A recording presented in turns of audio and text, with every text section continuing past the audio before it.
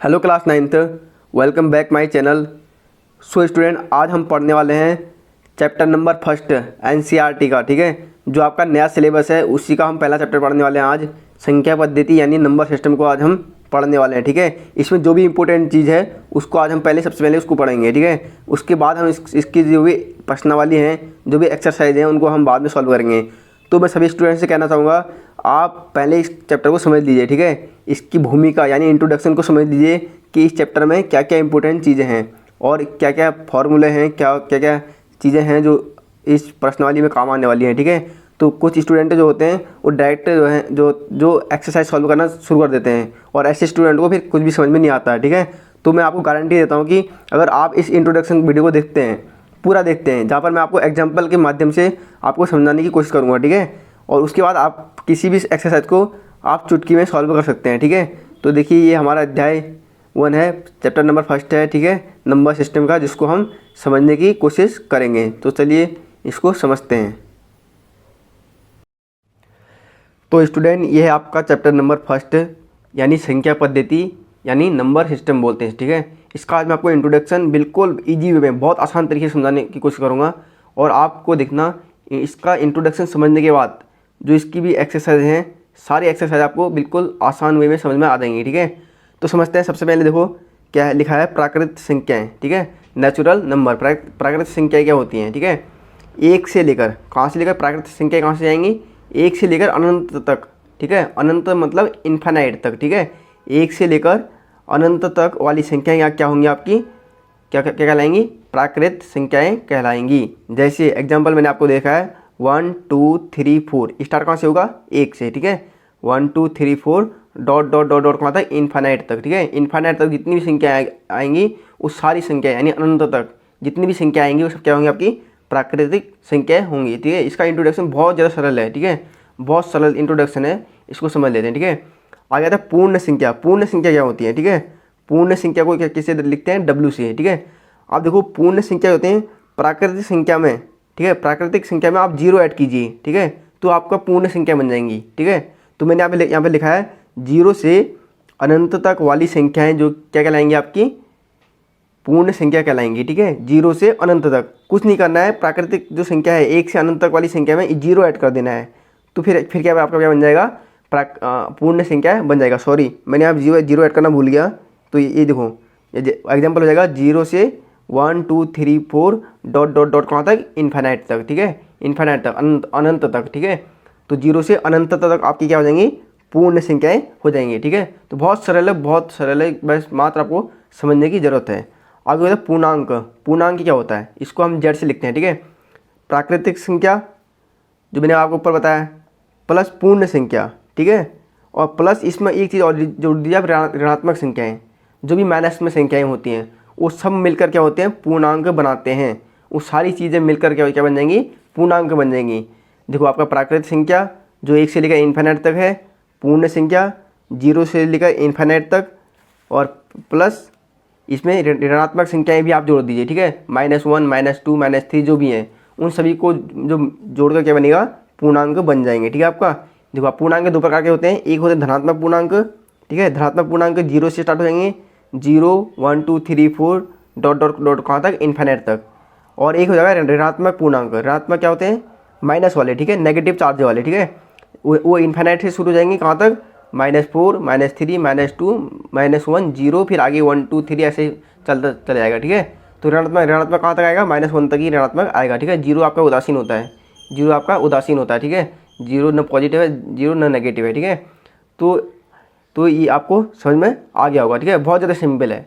मैंने इसलिए आपके लिए नोट से तैयार कर रखा है ताकि आप इसको नोट से इसके बना लीजिए। ठीक है, आप देखिए हम भाज्य संख्याएं। ठीक है, भाज्य संख्याएं क्या कहलाती हैं? एक से बड़ी। किससे बड़ी? भाज्य संख्याएं एक से बड़ी होंगी। एक को काउंट यहाँ पर नहीं किया जाएगा, इसलिए मैंने लिख रखा है यहाँ पर एक से बड़ी वे प्राकृतिक संख्याएं जो एक या स्वयं के अलावा किसी और संख्या से भी विभाजित हो सकती हैं। ठीक है, एक से एक स्वयं के अलावा और किसी और संख्या से भी विभाजित मतलब डिवाइड हो जाएंगी, वो क्या कहलाएंगी? भाज्य संख्याएं कहला जाएंगी। 3 कंडीशन होनी चाहिए। पहली कंडीशन है एक से विभाजित होनी चाहिए, स्वयं मतलब खुद से भी डिवाइड होनी चाहिए, और तीसरी किसी और संख्या से भी डिवाइड होनी चाहिए, तभी वो क्या कहलाएगी, भाज्य कहलाएगी। देखो यहाँ पर सबसे बड़ी भाज्य संख्या होती 4। कुछ लोग कहेंगे 2 नहीं होती है। 2 क्यों नहीं होती है? क्योंकि 2 देखो 2 आपका 1 से डिवाइड हो जाएगी, 2 स्वयं से डिवाइड हो जाएगी यानी खुद से भी डिवाइड हो सकती है, लेकिन 2 अब और किसी और से डिवाइड नहीं हो सकती है। इसलिए तीसरी कंडीशन जो होती है इसकी कि किसी और संख्या से डिवाइड होना चाहिए, तो ये 2 इसलिए नहीं हो पाती यहाँ पर, ठीक है। 2 यहाँ पर किसी और संख्या से डिवाइड नहीं होती है। ऐसा ही 3 के साथ भी होता है, 3 भी 1 से डिवाइड हो जाएगी, 3 से डिवाइड हो जाएगी, खुद से डिवाइड हो जाएगी, लेकिन किसी और संख्या से डिवाइड नहीं हो पाएगी, ठीक है। तो इसलिए 2 और 3 क्या होता है, आपका भाज्य संख्याएं नहीं होती हैं। भाज्य संख्या, सबसे बड़ी भाज्य संख्या कौन सी होती है, आपका 4, ठीक है। तो एक नंबर में कभी क्वेश्चन आ जाता है कि सबसे बड़ी भाज्य संख्या कौन सी होती है, 4 होती है। देखो 4 आपका 1 से डिवाइड हो जाएगा, देखो यहाँ पे लिखता हूँ मैं, समझाता हूँ आपको। 4 आपका 1 से डिवाइड हो जाएगा, ठीक हो गया। उसी प्रकार 4 आपका 4 से डिवाइड हो जाएगा, ठीक हो जाएगा। उसी प्रकार 4 आपका 2 से भी डिवाइड हो जाएगा। देखो तीनों कंडीशन अप्लाई होगी इसमें, ठीक है। 1 से भी डिवाइड हो जाएगी, खुद से भी डिवाइड हो जाएगी, और किसी और संख्या से भी डिवाइड हो जाएगी, ठीक है। 4/2 बराबर कितना हो जाता है, 2 हो जाता है ना। तो खुद से भी डिवाइड क्या हो सकती है, खुद से भी डिवाइड हो सकती है, ठीक है। इसी प्रकार एक यहाँ पर विषम संख्या है 9, देखो 9 भी एक क्या आपकी भाज्य संख्या है, 1 से डिवाइड हो जाएगी, ठीक है। 9 से डिवाइड हो जाएगी, और फिर किस से डिवाइड हो जाएगी, 3 से भी डिवाइड हो जाएगी। तो सारी संख्याएं जो 1 से डिवाइड हों, खुद से डिवाइड हों, और किसी और संख्या से भी विभाजित हो सकती हैं, क्या कहलाएंगी, भाज्य संख्या कहलाएंगी। बहुत ही सिंपल है, समझने की ज़रूरत है सिर्फ, ठीक है। 3 कंडीशन इसके लिए अप्लाई होना चाहिए। दूसरा आपका और अभाज्य संख्याएं, ठीक है। क्या है, अभाज्य संख्याएं, ठीक है। 1 से बड़ी, ये भी 1 से बड़ी होंगी। 1 से बड़ी वे प्राकृतिक संख्याएं जो 1 या स्वयं के अलावा, 1 से और स्वयं मतलब खुद के अलावा किसी और से विभाजित ना हो, किसी और से क्या होंगी, विभाजित नहीं होंगी, ठीक है। 1 से विभाजित हो जाएगी, खुद से विभाजित हो जाएगी, और किसी और से विभाजित नहीं हो जाएगी। जैसे ऊपर मैंने 2 और 3 का एग्जांपल आपको दिया था, ठीक है। ये संख्या क्या होती हैं, 1 से डिवाइड हो जाएगी, 2 से भी डिवाइड हो जाएगी, और किसी और से नहीं होगी।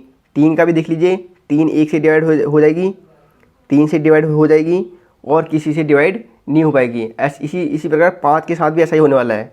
5 भी 1 से डिवाइड होगा, 5 से डिवाइड होगा, और किसी अन्य संख्या से डिवाइड नहीं होगा। इस प्रकार 13 को देख लीजिए, यहाँ पर 13 1 से डिवाइड हो जाएगा, 13 से डिवाइड होगा, और किसी संख्या से डिवाइड नहीं होगा। यहाँ पर मात्र दो कंडीशन अप्लाई होंगी मात्र। एक 1 से डिवाइड हो जाएगी, एक खुद से डिवाइड हो जाएगी, ठीक है। उसके अलावा किसी और संख्या से डिवाइड नहीं होना चाहिए, उस संख्या कहलाएंगी अभाज्य संख्याएं कहलाती हैं, ठीक है। अब आगे देखिए, आगे है परिमेय संख्याएं। क्या है, परिमेय संख्याएं। मैंने आपके लिए नोट्स तैयार किया है, आप यहाँ से नोट्स से बना सकते हैं, ठीक है। इसका इंट्रोडक्शन का जो नोट्स होता है वो आप यहाँ से बना सकते हैं। परिमेय संख्या यानी रेशनल नंबर, ठीक है, इनको क्या बोलते हैं, रेशनल नंबर। वही संख्याएं जिन्हें P/Q के रूप में लिखा जा सकता है, जहाँ Q बराबर 0 नहीं होगा, Q का वैल्यू यहाँ पर 0 नहीं होगा, और वही संख्याएं हैं जिन्हें हम P/Q के रूप में लिख सकते हैं, ठीक है। वो क्या कहलाएंगी, रेशनल नंबर कहलाएंगी, ठीक है। चाहे वो पॉजिटिव हो, चाहे वो माइनस वाली हो, ठीक है। सारी संख्याएं क्या कहलाएंगी, परिमेय संख्याएं कहलाएंगी, ठीक है। जैसे सबसे पहले 0, ये बहुत इंपॉर्टेंट है, क्योंकि 0 क्वेश्चन में आता भी है आपका कि 0 परिमेय संख्या है या अपरिमेय संख्या है, ये आपका जो है क्वेश्चन में आता है। 0 देखो आपका परिमेय संख्या है। कैसे, 0 को मैं P/Q के रूप में लिखता हूँ, जैसे यहाँ पर P बराबर 0 मान लेता हूँ, ठीक है मैं, और Q बराबर मुझे क्या मानना है, 0 नहीं मानना है। Q बराबर 0 नहीं मानना है, 0 से ऊपर होना चाहिए। 1 हो सकता है, 2 हो सकता है, 3 हो सकता है, 4 हो सकता है, 5 हो सकता है, समझ रहे हो। तो इस देखो यहाँ पर आप P/Q के रूप में लिखिए, इसको आप P/Q के रूप में लिखिए। देखो 0/1 रख लीजिए, 1 रखिए यहाँ पर, तो तब भी क्या आपका आएगा 0, ठीक है। उसी प्रकार 0/2 रखिए, तब भी आपका आंसर क्या आने वाला है, 0, ठीक है। तो इसलिए यह क्या है, परिमेय संख्या है, यानी रेशनल नंबर है। इसी प्रकार कुछ संख्याएं और देख लीजिए, जैसे 3/2, ये P हो गया, ये Q हो गया। Q 0 नहीं होना चाहिए, Q की वैल्यू 0 नहीं होनी चाहिए, ठीक है। 3/2, 4 है, 5 है, ठीक है, -6 है, ठीक है, 11/3 है, सॉरी 10/2 2 है, ठीक है। 11 बट्टे 3 आपका मुश्किल हो सकता है क्योंकि उसको देखना पड़ेगा, ठीक है। ये सब क्या हो गया, ये सब क्या होंगी आपकी रेशनल नंबर होंगी। और रेशनल नंबर की एक चीज़ और है कि इनका जो दशमलव प्रसार आ गया ना शांत आएगा, ठीक है। जैसे मैं अगर दो को 3 से डिवाइड करूँगा, जैसे समझिए एग्जांपल के माध्यम से समझिए कि अगर मैं 2 को 3 से डिवाइड करूँगा, 3 को 2 से डिवाइड करूँगा तो क्या क्या आएगा, देखो 1, ठीक है। फिर बचेगा 1 बचेगा, पॉइंट लाऊंगा तो 5, 1.5, तो शेषफल कितना आ गया 0। यानी अगर मैं इनको भाग दूंगा, ठीक है, इनको डिवाइड करूँगा तो शेषफल इनका क्या आ जाएगा 0 आ जाएगा। इनका शेषफल क्या आ जाएगा 0 आ जाएगा। तो वो संख्या क्या कहलाएंगी, परिमेय संख्या कहलाएंगी, ठीक है। और कुछ संख्या का शेषफल 0 नहीं आता है, वो चलते रहती हैं, वो अनंत तक चलते रहती हैं, तो वो संख्याएं अपरिमेय हो जाएंगी, वो परिमेय नहीं कहलाएंगी, वो क्या हो जाएंगी अपरिमेय संख्या हो जाएंगी, ठीक है। इतना आपको समझ में आ गया होगा, ठीक है। अब आगे बढ़ते हैं। अपरिमेय संख्या यानी इरेशनल नंबर, ठीक है। इरेशनल नंबर देखिए वही संख्याएं जिन्हें P/Q के रूप में नहीं लिखा जा सकता है। कंडीशन है कि उनको P/Q के रूप में हम नहीं लिख सकते हैं, तथा अशांत आवर्ती दशमलव प्रसार। अभी आगे दशमलव प्रसार आप पढ़ेंगे तो तब पता चलेगा आपको कि शांत क्या होता है। अशांत मतलब जिनमें कभी शेषफल 0 नहीं होता है, अशांत मतलब जिनमें शेषफल 0 नहीं बचता है, वो अशांत आवर्ती कहलाते हैं, ठीक है। वाली संख्याएं भी अपरिमेय संख्याएं कहलाती हैं। यहाँ पर एक चीज़ और लिखना पड़ेगा, शांत आवर्ती वाली दशमलव प्रसार वाली संख्याएं परिमेय संख्या कहलाती हैं, ठीक है, जिनमें शेषफल 0। यहाँ पर देखो मैंने 3 को 2 से डिवाइड किया तो शेषफल 0 आ गया था, तो 1.5 आंसर आ गया था, तो इसलिए इसका दशमलव प्रसार शांत था, तो इसलिए यह परिमेय संख्या होगी। अब यहाँ पर कुछ संख्याएं अभी मैं दूंगा जो अशांत होंगी, अशांत आवर्ती की होंगी, ठीक है। जैसे सबसे पहले मैं यहाँ पर आप देखिए 10/3, 10/3 क्या है, एक अपरिमेय संख्या है, ठीक है, अपरिमेय संख्या है, ठीक है। कैसे है, क्योंकि इसको जब मैं इसको सॉल्व करने जाऊँगा, ठीक है, सॉल्व करने जाऊँगा तो ये देखो 3 या 9, 3 में जाएगा, फिर 0.1 बचेगा, फिर 0.1, फिर जो आप क्या लगाओगे पॉइंट लगाओगे तो 0, फिर 10 हो जाएगा, तो 3 3 3 3 3 सेम ये चीज़ें आपकी चलती रहेंगी, ये चीज़ें आपकी इनफाइनाइट तक चलती रहेंगी, ठीक है। 1 आएगा, फिर 1 आएगा, फिर 0 बढ़ाएंगे, 1 आएगा 0 बढ़ाएंगे, 1 आएगा 0 बढ़ाएंगे, तो ये सेम चीज़ें चलती रहेंगी, और इसलिए कभी भी इनका शेषफल 0 नहीं हो पाएगा, इसलिए क्या है अपरिमेय संख्या है। दूसरी कंडीशन पाई भी एक अपरिमेय संख्या है, इसको भी याद रख लेना, पाई भी एक अपरिमेय संख्या है, क्योंकि पाई का जो मान होता है 22/7, ठीक है, 22/7। आप 7 को 22 से अगर भाग दोगे तो ये भी 3.14, फिर 3 कुछ इस प्रकार चलते रहता है, अनंत तक, ये भी रुकता नहीं है, इसका भी शेषफल 0 नहीं आता है, ठीक है। और कुछ अनरूढ़ वाली संख्याएं, √2, √3, ठीक है, √4 नहीं आएगा, क्योंकि √4 का मान क्या होता है 2 होता है ना, तो परिमेय हो जाएगी वो, √5, √7, ठीक है, √9 नहीं आएगा, √11, इस प्रकार की संख्याएं, ठीक है। इस प्रकार की संख्या क्या कहलाएंगी, अपरिमेय संख्याएं कहलाएंगी। इतना आपको समझ में आ गया होगा, ठीक है। आप देखिए आगे देखते हैं वास्तविक संख्याएं। वास्तविक संख्याएं क्या हैं, ठीक है। रियल नंबर क्या है, सभी संख्याओं का समूह, सभी संख्याओं मतलब जिसमें प्राकृतिक संख्या आ जाएंगी, आपकी पूर्ण संख्या आ जाएंगी, आपकी पूर्णांक आ जाएंगी, आपकी परिमेय संख्या आ जाएंगी, आपकी अपरिमेय संख्या आएंगी, जितनी भी संख्याएं, सभी संख्याएं क्या यहाँ पर आपकी आ जाएंगी, उस संख्या क्या कहलाएंगी, वास्तविक संख्याएं कहलाएंगी, यानी रियल नंबर कहलाएंगी, ठीक है। इसको समझना ज़्यादा मुश्किल नहीं है। अब देखिए नीचे आता है दशमलव प्रसार, जिसकी मैं अभी बात कर रहा था, दशमलव प्रसार की, ठीक है। तो मैं थोड़ा जल्दी चल रहा हूँ ताकि वीडियो लंबी ना हो, ठीक है। दशमलव प्रसार देखो, पहला है शांत आवर्ती, एक है अशांत आवर्ती। शांत आवर्ती देखो, जैसे एग्जांपल 10/2, अब मैं क्या करूँगा यहाँ पर 10 को 2 से भाग दूंगा तो 2 पंचे 10, शेषफल कितना आ गया 0, ठीक है। मैंने 10 को 2 से डिवाइड किया तो शेषफल कितना आ गया था 2 पंचे 10, और शेषफल मेरा आ गया था 0। जहाँ पर शेषफल 0 आ जाएगा, ठीक है, जहाँ एक एग्जांपल और देख लीजिए, जैसे 99 कितना 9, ठीक है। अब इसको दूंगा 9 को भाग दूंगा 99 से, ठीक है, सॉरी 99 को भाग दूंगा 9 से, 9 एकम 9, 9 एकम 9, शेषफल कितना आ गया 0, और ये आंसर क्या आ गया 11, ये आंसर आ गया, ठीक है। और शेषफल कितना आ गया 0। जहाँ पर आपका शेषफल 0 होगा, जहाँ पर आपका शेषफल 0 होगा, शेषफल बराबर 0, वो क्या कहलाएंगी, शांत आवर्ती। दशमलव प्रसार दो प्रकार के होते हैं, शांत आवर्ती, अशांत आवर्ती, ठीक है। शांत आवर्ती मतलब जहाँ पर शेषफल 0 हो जाएगा वहाँ पर शांत आवर्ती होगी। अशांत आवर्ती वो होगी जहाँ पर दशमलव प्रसार चलता रहेगा, 0 नहीं होगा। जैसे 10/3 मैंने आपको ऊपर एग्जाम्पल दिया था, देखो मैं 3 से 10 को डिवाइड करूँगा तो कुछ इस प्रकार चलिए, देखो 3 एकम 3, सॉरी 3 तिया 9, 3 तिया 9, कितना बचेगा 1, पॉइंट लगाऊंगा फिर 0, फिर 10 हो गया ना, फिर 3 तिया 9, देखो ये बढ़ता रहेगा, फिर 1 घटाया, फिर मैं 0 बढ़ाऊँगा, फिर यहाँ पर 0 हो जाएगा, 3 तिया 9, फिर 1, तो इस प्रकार चलता रहेगा। इसमें कभी भी शेषफल 0 नहीं होगा, ठीक है। शेषफल इसमें डायरेक्ट लिख दो आप, शेषफल 0 नहीं होगा, ठीक है। शेषफल 0 नहीं होगा, सिंपल सा बात है। शांत में शेषफल 0 हो जाएगा, अशांत में शेषफल 0 नहीं होगा, जो एक पैटर्न के साथ चलता रहेगा, एक पैटर्न में चलता रहेगा, ठीक है। तो देखिए यहाँ पर पाई भी आपको क्या होगा, अशांत आवर्ती का होगा, क्योंकि पाई का मान 22/7 है। अगर मैं 7 से 22 को डिवाइड करता हूँ, ठीक है, मैं 7 से 22 को डिवाइड करता हूँ तो ये भी एक पैटर्न में चलता रहेगा, ठीक है, ये पैटर्न में चलता रहेगा और शेषफल कभी भी 0 नहीं आएगा, ठीक है। शेषफल कभी भी 0 आने वाला नहीं है। जहाँ पर संख्याएँ पैटर्न में चलती रहेंगी, शेषफल 0 नहीं आएगा, तो क्या होगा, दशमलव प्रसार अशांत आवर्ती का हो जाएगा, ठीक है। शांत आवर्ती में दशमलव प्रसार, शांत दशमलव प्रसार में क्या होगा, शेषफल 0 हो जाएगा, ठीक है। कितना ईजी है, बहुत ज़्यादा ईजी है इसको समझना, ठीक है। अब बढ़ते हैं अपने लास्ट इंट्रोडक्शन की तरफ, ठीक है, जो है घातांक का नियम, ठीक है। घातांक के कुछ नियम हैं, इनको समझ लो, ठीक है, ये बहुत इंपॉर्टेंट है। इससे रिलेटेड आपके क्या क्या आएंगे, क्वेश्चन यहाँ पर आएंगे, ठीक है।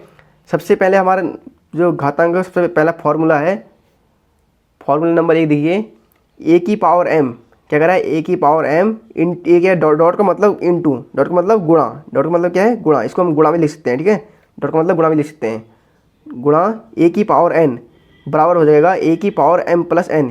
ये समझ लीजिए कि गुणा में घातें जुड़ जाती हैं, दो समान संख्याओं की, ए यहाँ पर ए और ए है ना, दो समान संख्याओं की घातों की गुणा में क्या होगा, प्लस हो जाएगा, ये समझ लीजिए, ठीक है। या आप ऐसे भी कर सकते हैं कि गुणा में घातें जुड़ जाती हैं, ठीक है, गुणा में क्या होगा, घातें जुड़ जाती हैं। जैसे एग्जांपल मैं आपको समझा रहा हूँ यहाँ पर, जैसे यहाँ पर 2, मेरे पास एक एग्जांपल है, 2 की पावर, यहाँ पर m, 2 की पावर मैं क्या मान लेता हूँ, 3 मान लेता हूँ, ठीक है। ये डॉट मान लेता हूँ, डॉट मतलब गुणा, डॉट मतलब गुणा, ठीक है। और ए क्या है, समान है, तो यहाँ पर भी 2 ही आ जाएगा, क्योंकि दोनों जगह ए है, दोनों जगह क्या है, ए है, तो यहाँ पर ये नीचे वाली संख्या समान होगी। और अगली पावर क्या है, n, अगली पावर में 2 मान लेता हूँ, ठीक है। एक मैंने 3 मान ली पावर, एक मैंने 2 मान ली, ठीक है। ये m हो गया, ये n हो गया और ये a हो गया, ठीक है।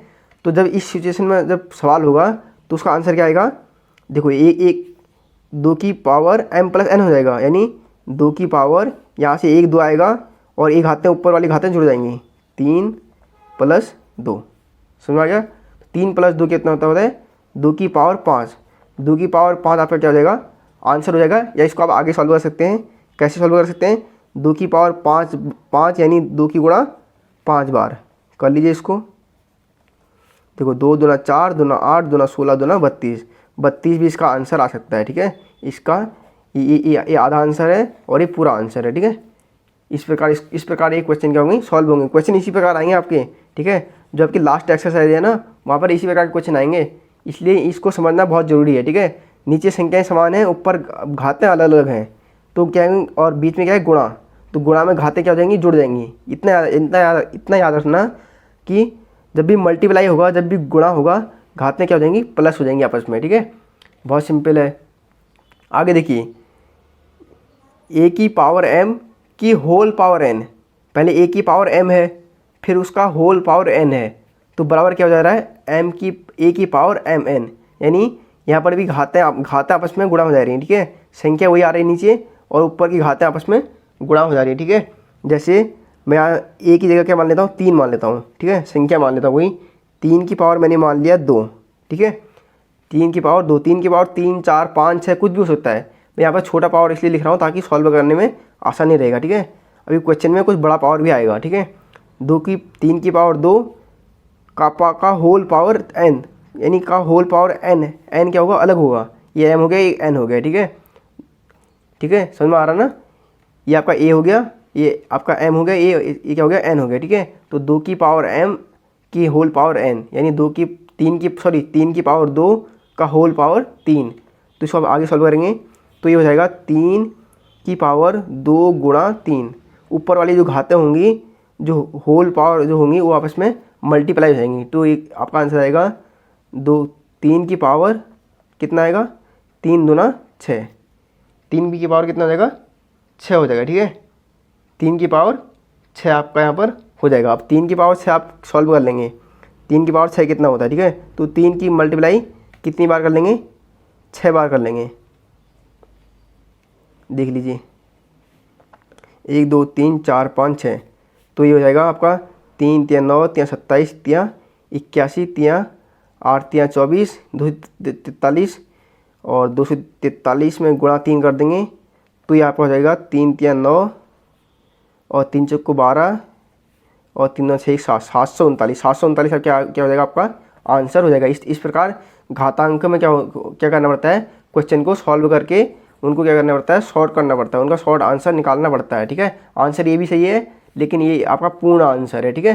तो मैं आपको यहाँ पर एग्जाम्पल से सारे जो है फॉर्मूलों को समझा रहा हूँ, ठीक है। अब देखिए एक चीज़ और है, ए की पावर एम अपॉन ए की पावर एन, यानी यहाँ पर क्या हो रहा है, घातों का क्या हो रहा है, डिवाइड हो रही है, ठीक है, बट्टे भाग हो रहा है, ठीक है। ए की पावर एम और बट्टे ए की पावर एन, तो बराबर में क्या हो जा रहा है, ए की पावर एम माइनस एन, यानी भाग में घातें घट जा रही हैं। क्या हो रहा है, भाग में घातें घट जा रही हैं, ठीक है। जैसे मैंने यहाँ पर मान लिया 3 की पावर एम को मान लेता हूँ मैं 8, 3 की पावर 8, ठीक है, बट्टे ए को मैं मान लेता हूँ 3, ए को मैंने 3 मान रखा, ठीक है, ए समान है दोनों जगह, और एन की जगह मान लेता हूँ मैं 5, ठीक है। तो इसका आंसर क्या हो जाएगा, आंसर ये हो जाएगा 3, ये वाला 3 1 3 आएगा और घातें क्या हो जाएंगी, आपस में घट जाएंगी। तो ये 8 माइनस 5 हो जाएगा। तो 3 की पावर 5 में से 8 में से 5 गया तो 3 हो जाएगा। तो 3 की पावर 3 यानी 3 गुणा 3, 3 3 9 3 27। समझ में आ गया होगा, बहुत सिंपल सा आंसर है, ठीक है, बहुत ही सरल आंसर है, ठीक है। आपको याद रखना है, अगर गुणा होगा, मल्टीपल होगा, घातें जुड़ जाएंगी, ठीक है, होल होगा, ठीक है, कहीं पे पावर का होल होगा तो घातें गुणा हो जाएंगी, ठीक है। अगर यहाँ पर भागा होगा तो भागे में घातें घट जाएंगी। इतना चीज़ें ऐसे याद रखना, ठीक है। अब लास्ट वाला है हमारा, लास्ट देखो, ए की पावर एम और बी की पावर एम, ए की अब संख्याएँ बदल, अब संख्याएँ चेंज हो रही हैं, घातें सेम हैं, घातें आपकी सेम है, ठीक है, आपकी घातें सेम हैं, खाली क्या बदल रहा है, आपका पावर बदल रहा है, ठीक है। तो मैं संख्या ले लेता हूँ 2 की पावर 2 इंटू गुणा, बीच में क्या हो जाएगा गुणा, ठीक है, बी की पावर, बी मान लेता हूँ 3, घातें क्या क्या क्या है, सेम है, ठीक है, 2, तो बराबर हो जाएगा, ये दो आपस में गुणा हो जाएंगी, 2 गुणा 3 और ये यहाँ पर एक पावर आ जाएगी, ठीक है, यहाँ पर एक एम आ जाएगा, देखो ए गुणा बी, ए बी आपस में गुणा हो जाएगा और इसमें से एक पावर यहाँ पर आ जाएगी, ठीक है। इसी प्रकार ये मेरा ए था 2, बी मेरा 3 था, ठीक है, और जो यहाँ पर पावर थी वो यहाँ पर मल्टीप्लाई होगी, तो 3 दूना 6, 6 का स्क्वायर कितना हो गया 36 आपका आंसर हो गया, ठीक है। ये था आपका इंट्रोडक्शन और ये आपका एंड हो चुका है, ठीक है। और अगर वीडियो अच्छा लगा हो तो लाइक ज़रूर करना और साथ ही चैनल को सब्सक्राइब कर लेना। और अगली इसके वीडियो में हम क्या करेंगे, इसके एक्सरसाइज पहले सॉल्व करेंगे, ठीक है।